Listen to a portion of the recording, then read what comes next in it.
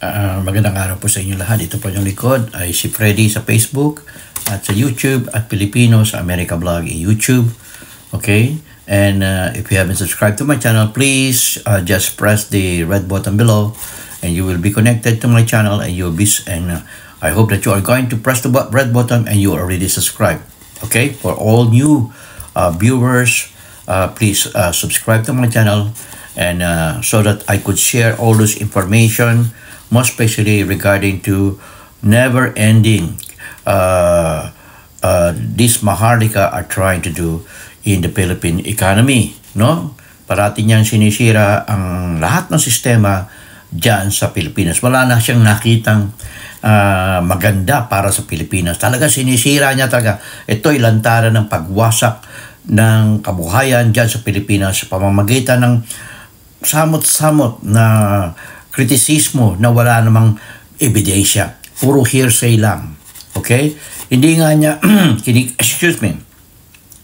hindi nga niya kinikriticize ang mga Duterte na ngayon yung si Pulong Duterte na congressman ay may kaso na 1 billion pesos na hindi may paliwanag kung saan napunta yun. Hindi niya. Wala siya sinasabi sa mga Duterte.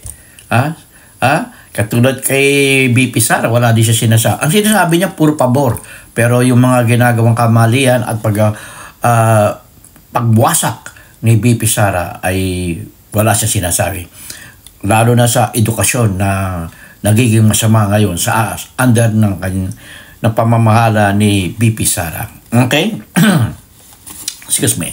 At ito ay kanyang tuluyang paulit-ulit na sinasabi niya yung pulburon. Samantala yung pulburon ay matagal nang wala kasi walang may pakitang ebidensya.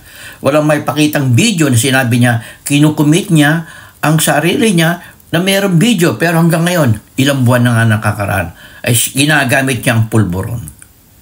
Sinabi na ng ospital na wala, negative, at ganun pa rin ang ginagawa niya. Okay? Nilalason ang inyong mga kaisipan. Okay? Alexa. Sandali lang ho.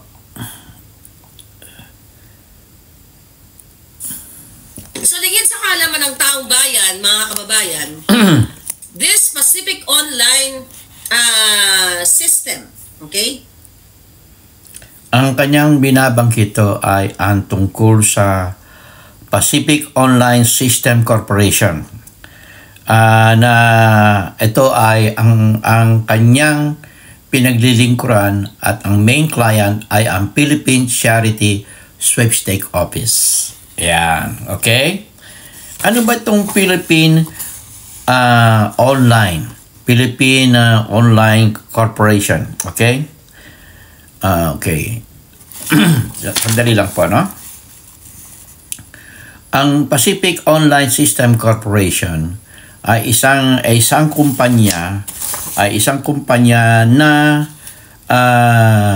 involved sa Total Gaming Technologies. Total Gaming Technology, 98.92% yan ang may-ari ng Pacific Online System Corporation na sinasabi ni Maharlika na pag-aari daw ng mga Araneta or ni Atty. Lisa Marcos o kamag-anak ni Atty. Lisa. Okay?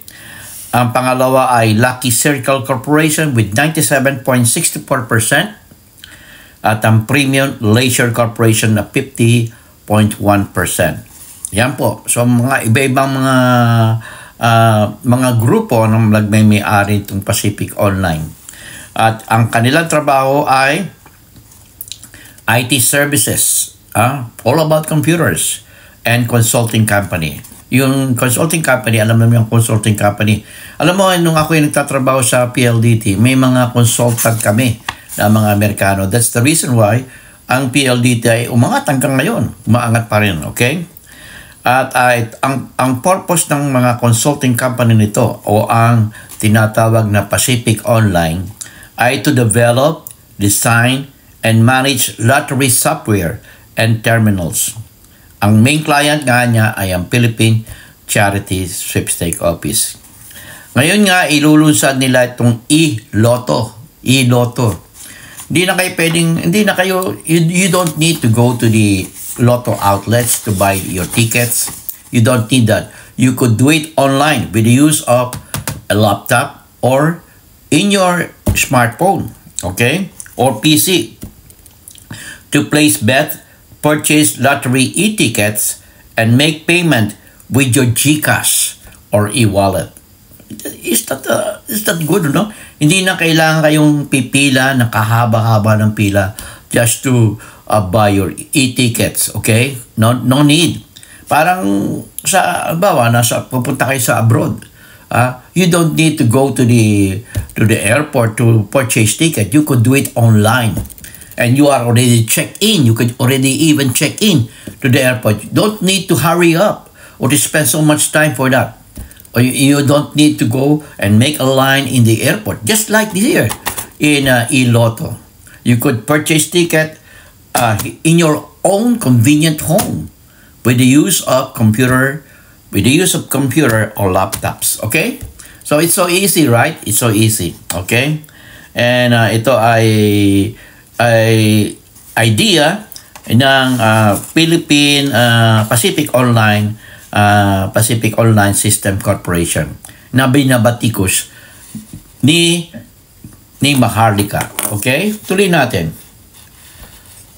Okay. So itong na to, Pacific Online Systems Corporation na to or POC ay nasa likod nga ng mga pamangkin ni Lisa Smugs, okay, na nagngangalang Martin and Mark Ledesma. At ang involved dito, hindi lang milyon-milyon, kundi 900 billion pesos a year. Paano nangyari yun, Maharlika? 900 billion pesos a year. Kaya naman, kung si Tulfo, Rafi, ay magpapaareglo sa halagang 1 billion, barya lang yan sa kukubrahin ng pamilya ni Lisa Smugs at niya. So ano ito? Kasi mga palangga, ito palang Pacific Online. Kulang siya sa research at lahat yan ay ginagamit lang niya diyan sa Los Angeles. No? Kailangan meron kang consulting firm. Sa lahat ng mga sasabihin mo, meron kang kinukonsulta kung ano dapat mo sabihin, meron ka ba ebidensya, may konkreto ba to? Ito ay puro haka-haka lang. Okay? Haka-haka nitong Maharlika.